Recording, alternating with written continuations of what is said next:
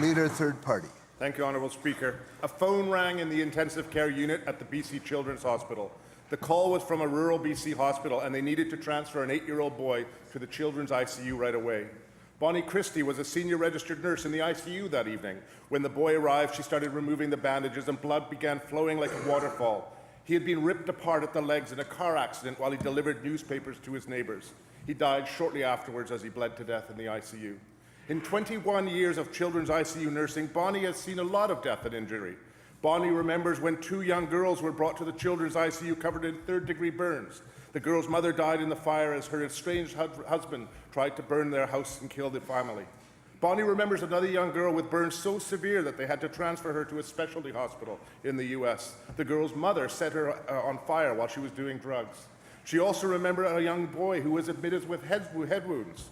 When she took off his bandages, part of his brain fell to the floor. His father tried to kill him with an axe. Bonnie remembers other children who were sick and injured, and she remembers some who died horrible deaths. She can't even count the number of horrible things she saw as a children's ICU nurse. After 21 years of critical care nursing, Bonnie started having nightmares. She dreamt of pools of blood and people hanging on chain link fences with hooks through their scalps.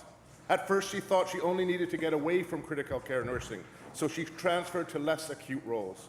But after several transfers, she kept having panic attacks and anxiety and more nightmares.